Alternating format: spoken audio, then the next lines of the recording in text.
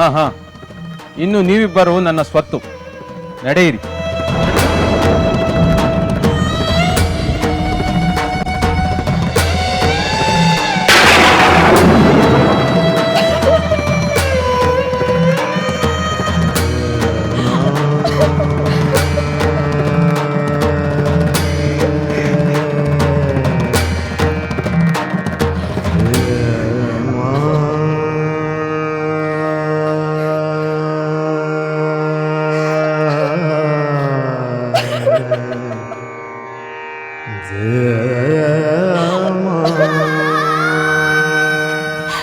ಸ್ವಾಮಿ, ದೇವಿ, ಸ್ವಾಮಿ, ಅದೃಷ್ಟವಿದ್ದರೆ, ಕಾಶಿ ವಿಶ್ವನಾಥನ ಕೃಪೆ ಇದ್ದರೆ ಮತ್ತೆ ಸಂಧಿಸೋಣ ದೇವಿ. ಸ್ವಾಮಿ.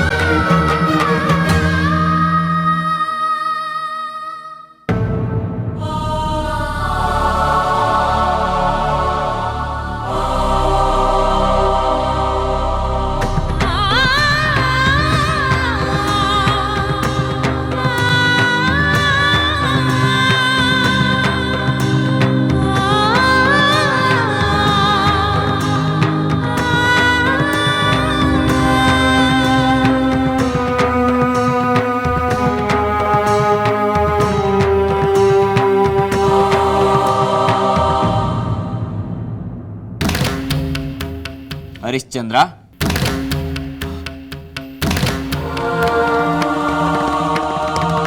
ಮಹಾತ್ಮ, ಈ ಧನವನ್ನು ದಕ್ಷಿಣೆಯ ಧನಕ್ಕೆ ಸಂದಾಯ ಮಾಡಿಕೊ. ಉಳಿದದ್ದನ್ನು ಆದಷ್ಟು ಶೀಘ್ರವೇ ಕೊಡುತ್ತೇನೆ. ಯಾವ ಧನ, ಯಾವ ಸಂದಾಯ? ಮಹಾತ್ಮ, ಹೀಗೇಕೆ ಹೇಳುತ್ತಿರುವೆ? ಓಹ್, ಇದೋ ನಾನು ನಿನ್ನ ಹಿಂದೆ 1 ತಿಂಗಳ ಕಾಲ ಹಸಿವು ನೀರಡಿಕೆಯಿಂದ ಕಾಡು ಮೇಡುಗಳಲ್ಲಿ ಅಲೆದದ್ದು ಹುಡುಗಾಟಕ್ಕೆಂದುಕೊಂಡೆಯಾ? ಇದು ನನ್ನ ಭತ್ಯಕ್ಕೆ ಸರಿಹೋಯಿತು. ಗುರುಗಳ ದಕ್ಷಿಣೆಗೆ ಯೋಚನೆ ಮಾಡು. ಸಮಯ ಸರಿದು ಹೋಗುತ್ತಿದೆ.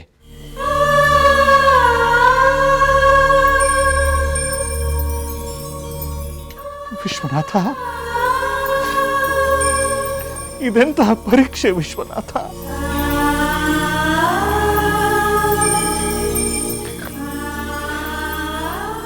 ಹಾ, ನಡಿ.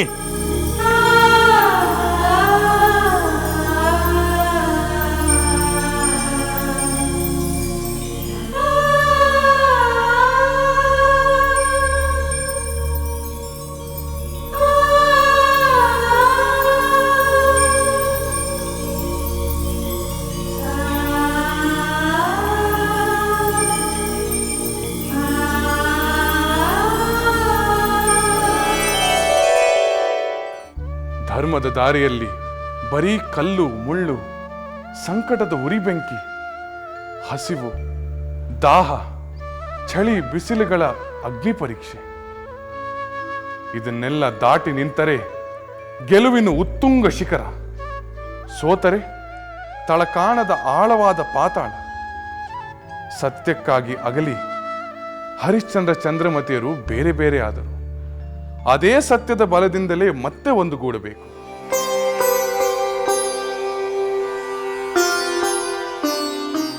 ನಿಜ ಸ್ವಾಮಿ, ಅಂಥ ಸಂದರ್ಭವು ನಮ್ಮ ಬದುಕಿನಲ್ಲಿ ಎಂದಿಗೂ ಬರದಿರಲಿ ಎಂದು ನಿತ್ಯ ನಾನು ಆ ಭಗವಂತನಲ್ಲಿ ಬೇಡಿಕೊಳ್ಳುತ್ತಿದ್ದೇನೆ. ನನ್ನ ಆಸೆಯೂ ಅದೇ ದೇವಿ. ನಾವು ನಂಬಿದ ದೈವ ನಮ್ಮ ಈ ಆಸೆಯನ್ನು ಆಗ ಮಾಡಿಸಬೇಕು.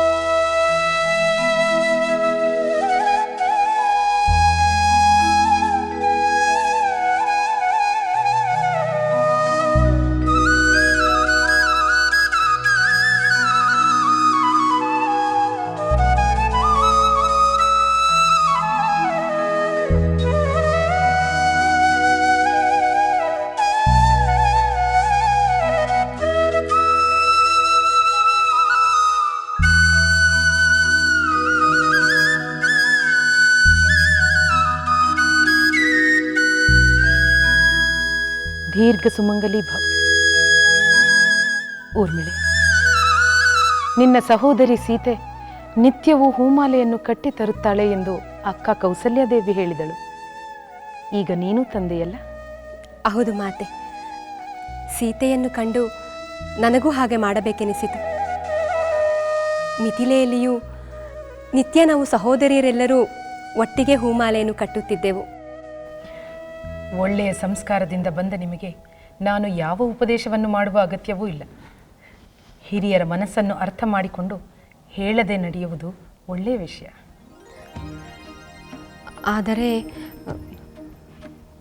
ಆದರೆ ಮಾತೆ,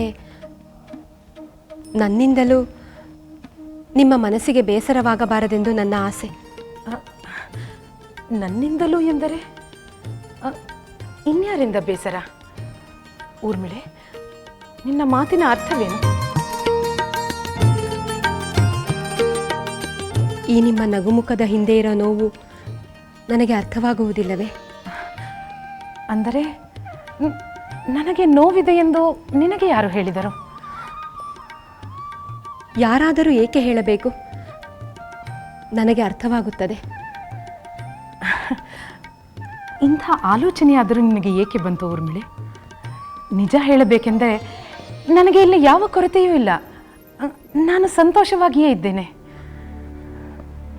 ಮಹಾರಾಜರು ಹಿರಿಯ ರಾಣಿಯರನ್ನು ಕಡೆಗಣಿಸಿ ಕಿರಿಯ ರಾಣಿಯ ಅರಮನೆಯಲ್ಲಿರುವುದು ನಮಗೆ ಕಾಣುವುದಿಲ್ಲವೇ?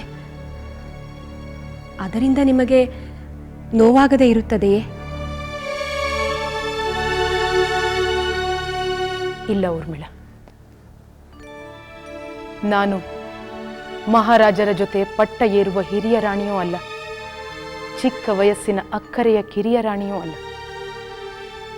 ಪಾಲಿಗೆ ಬಂದದ್ದೇ ಪರಮ ಭಾಗ್ಯವೆಂದು ಸಮಾಧಾನದಿಂದ ಬದುಕುವುದನ್ನು ಮೊದಲಿನಿಂದಲೂ ಅಭ್ಯಾಸ ಮಾಡಿಕೊಂಡಿದ್ದೇನೆ.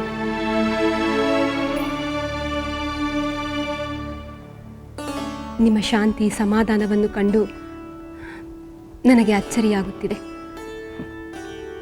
ಅಚ್ಚರಿ ಪಡುವಂಥದ್ದೇನಿದೆ ಊರ್ಮಿಳೆ? ಇದು ಅನಿವಾರ್ಯ. ದೊರೆಯಲಾಗದ ಭಾಗ್ಯವನ್ನು ನೆನೆದು ಕೊರಗುವುದರಿಂದ ಏನು ಪ್ರಯೋಜನ? ಎಲ್ಲರಿಗೂ ನಿಮ್ಮಂತೆಯೇ ಸಮಾಧಾನವನ್ನು ಬೆಳೆಸಿಕೊಳ್ಳಲು ಸಾಧ್ಯವೇ? ಕೌಸಲ್ಯ ಮಾತೆಯವರಿಗೆ ಒಂದು ರೀತಿ ವೈರಾಗ್ಯವೇ ಬಂದುಬಿಟ್ಟಿದೆ. ಪಾಪ, ಅವಳ ಸ್ಥಿತಿ ನನಗಿಂತ ಶೋಚನೀಯ. ಹಿರಿಯ ರಾಣಿ ಹಿರಿಯ ನೋವಿಗೆ ತುತ್ತಾದಳು. ತಪ್ಪು ತಿಳಿಯಬೇಡಿ ಮಾತೆ. ಹಿರಿಯ ರಾಣಿಯರಾದ ನೀವು ನಿಮ್ಮ ಪತಿವ್ರತಾ ಧರ್ಮವನ್ನು ನಿಷ್ಠೆಯಿಂದ ಪಾಲಿಸಿದ ಹಾಗೆ ನಿಮ್ಮ ಪತಿಗೆ ಅವರ ಕರ್ತವ್ಯದ ಬಗ್ಗೆ ಆಗಾಗ ಎಚ್ಚರ ನೀಡಬೇಕಾಗಿತ್ತು. ಹಾಗೆ ಮಾಡಿದ್ದರೆ ಇಂದು ಈ ಪರಿಸ್ಥಿತಿ ಬರುತ್ತಿರಲಿಲ್ಲವೋ ಏನೋ. ತಪ್ಪು ಮಗಳೇ. ಧರೆಯನ್ನಾಳುವ ದೊರೆಗೆ ಬುದ್ಧಿ ಹೇಳುವ ಉದ್ದಟತನ ತೋರುವುದು ಕುಲಸ್ತ್ರೀಯ ಲಕ್ಷಣವಲ್ಲ. ಹಾಗಾದರೆ ದೊರೆಗಳಿಗೆ ತಮ್ಮ ಕರ್ತವ್ಯಗಳ ಬಗ್ಗೆ ಗಮನವಿರಬೇಕಲ್ಲವೇ? ಬೇಡ ಊರ್ಮಿಳೆ, ಬೇಡ. ಅಂತಹ ಅವಿಧೇಯತೆ ನನಗೂ ಬೇಡ, ನೀನು ಬೆಳೆಸಿಕೊಳ್ಳಬೇಡ. ನನ್ನನ್ನು ಕ್ಷಮಿಸಿ ಮಾತೆ. ನಾನು ಚಿಕ್ಕವಳಾಗಿ ಹೀಗೆ ಮಾತನಾಡಬಾರದಿತ್ತು. ನನ್ನ ಮೇಲಿನ ಅಕ್ಕರೆ ನಿನ್ನನ್ನು ಹೀಗೆ ಮಾತನಾಡಿಸಿತು. ನಿನ್ನ ತಪ್ಪಿಲ್ಲ. ಆದರೆ ಕೌಸಲ್ಯಾದೇವಿಗೆ ನನ್ನಷ್ಟು ಶಾಂತಿ ತಂದುಕೊಳ್ಳುವ ಶಕ್ತಿ ಇಲ್ಲ. ಅದಕ್ಕೂ ಕಾರಣಗಳುಂಟು. ಕಾರಣಗಳೇ? ಹೌದು ಊರ್ಮಿಳೆ. ನಾವು ಇನ್ನೆಂದೂ ಕೈಕೇಯಿಯ ಅರಮನೆಗೆ ಹೋಗಲೇಬಾರದೆಂದು ನಿರ್ಧಾರ ಮಾಡಿದ ಆ ದಿನ ಈಗಲೂ ಮರೆತಿಲ್ಲ.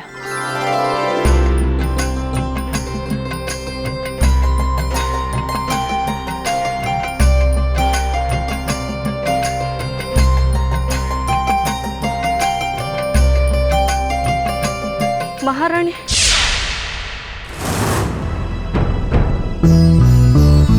ಸಖಿ, ಏನಿದೆಲ್ಲ? ಏನಾಯಿತು? ಕ್ಷಮಿಸಿ ಮಹಾರಾಣಿ, ನೀವು ಭೇಟಿ ಮಾಡಲು ಬರುತ್ತೀರಿ ಎಂಬ ಸಂದೇಶವನ್ನು ಕಿರಿಯ ರಾಣಿಯವರಿಗೆ ತಿಳಿಸಲಾಗಲಿಲ್ಲ. ಏಕೆ ತಿಳಿಸಲಾಗಲಿಲ್ಲ? ನಿನ್ನ ಮುಖದ ಗಾಯ ಹೇಗಾಯಿತು? ನಿಮ್ಮ ಸಂದೇಶವನ್ನು ತಿಳಿಸಲು ನಾನು ಕಿರಿಯ ರಾಣಿಯವರ ಅಂತಃಪುರದ ಒಳಗೆ ಹೆಜ್ಜೆ ಇರಿಸಿದೆ. ಅಷ್ಟರಲ್ಲಿ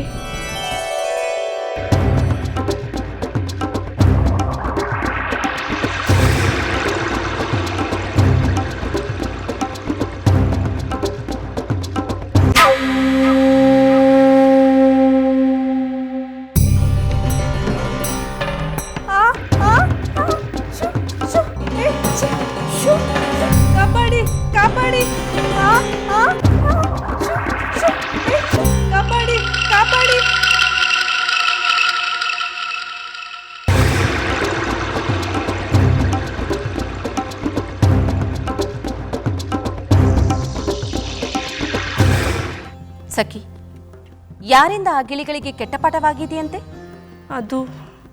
ಅದು ಮಹಾರಾಣಿ. ಏನೆಂದು ಧೈರ್ಯವಾಗಿ ಹೇಳು ಸಖಿ. ನೀನು ನನ್ನ ಸಖಿ.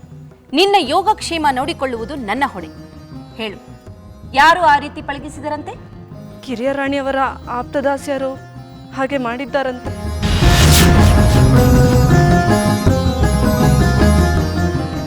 ಆಯ್ತು, ನೀನಿನ್ನು ಹೋಗು. ಮೊದಲು ವೈದ್ಯರನ್ನು ಕಂಡು ಚಿಕಿತ್ಸೆ ಮಾಡಿಸಿಕೊ. ಇನ್ನೆಂದು ನೀವು ಕೈಕೇಯಿಯ ಅಂತಃಪುರದತ್ತ ಹೋಗುವುದು ಬೇಡ. ಆಗಲಿ ಮಹಾರಾಣಿ. ಸುಮಿತ್ರೆ, ಕೇವಲ ಸಖಿಯರಿಂದ ಇಂಥ ನಿರ್ಧಾರ ತೆಗೆದುಕೊಳ್ಳಲು ಸಾಧ್ಯವೇ? ಸದ್ಯ ಮೊದಲೇ ತಿಳಿದದ್ದು ಒಳ್ಳೆಯದೇ ಆಯಿತು. ಗಿಳಿಗಳಿಂದ ಕಚ್ಚಿಸಿಕೊಳ್ಳಲು ನಾವು ಅವಳ ಅಂತಃಪುರಕ್ಕೆ ಹೋಗಬೇಕೆ? ನಾವಲ್ಲಿಗೆ ಬರಬಾರದೆಂದೇ ಈ ಹಂಚಿಕೆ. ಅವಳಿಗೆ ನಮ್ಮ ಸ್ನೇಹ ಬೇಕಾಗಿಲ್ಲ, ಮಹಾರಾಜರ ಪ್ರೇಮ ಮಾತ್ರ ಬೇಕು. ಸುಮಿತ್ರೆ, ನನಗೆ ನೀನು, ನಿನಗೆ ನಾನು. ಅವಳ ಸ್ನೇಹದಿಂದ ನಮಗೇನೂ ಆಗಬೇಕಿಲ್ಲ. ಇನ್ನು ಮುಂದೆ ನಾವು ಅವಳ ಅಂತಃಪುರಕ್ಕೆ ಹೋಗುವುದೇ ಬೇಡ.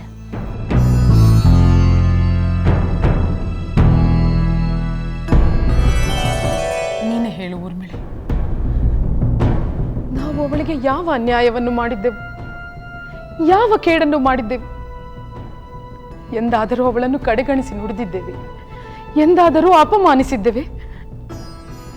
ನಮಗೆ ಅನ್ಯಾಯವಾದರೂ ಸಹಿಸಿಕೊಂಡು ನಮ್ಮ ಪತಿಯ ಮಡದಿಯಲ್ಲವೇ, ನಾವು ಪ್ರೀತಿ ವಿಶ್ವಾಸದಿಂದ ಇರಬೇಕಲ್ಲವೇ ಎಂದು ಅವಳ ಬಾಗಿಲಿಗೆ ಹೋದರೆ ಇಂತಹ ಸ್ವಾಗತ? ನಮ್ಮ ಬಗ್ಗೆ ಅವಳ ಮನಸ್ಸಿನಲ್ಲಿ ಎಷ್ಟು ವಿಷ ತುಂಬಿದೆ ಎಂದು ಇದರಿಂದ ಅರ್ಥವಾಗುವುದಿಲ್ಲವೇ? ನಿಜ ಮಾತೆ. ಆದರೆ ಈ ಪ್ರಸಂಗವನ್ನು ನೀವು ಮಹಾರಾಜರ ಗಮನಕ್ಕೆ ತರಬೇಕಾಗಿತ್ತು. ತಪ್ಪು ಊರ್ಮಿಳೆ, ಅದು ಕೂಡದು. ನಮ್ಮ ಪತಿ ನಮ್ಮನ್ನು ಅಷ್ಟೊಂದು ಪ್ರೀತಿಸದಿದ್ದರು ನಮ್ಮನ್ನು ಎಂದೂ ಅಗೌರವಿಸಿಲ್ಲ. ನಮ್ಮ ಸ್ಥಾನಮಾನಗಳಿಗೆ ಎಂದೂ ಯಾವ ಕುಂದೂ ಬರಲು ಬಿಟ್ಟಿಲ್ಲ. ಈ ವಿಷಯ ತಿಳಿದರೆ ಸಾಮಾನ್ಯನಂತೆ ತನ್ನ ಅರಮನೆಯು ಸವತಿಯರ ಘರ್ಷಣೆಯ ಗೂಡಾಯಿತು ಎಂದು ನೊಂದುಕೊಳ್ಳುತ್ತಾರೆ. ಮಾತೆ, ನಿಮ್ಮ ಸಹನೆ, ಪತಿಯ ಮನಸ್ಸಿಗೆ ನೋವಾಗಬಾರದೆಂಬ ನಿಮ್ಮ ಭಾವನೆ ಅಪೂರ್ವ.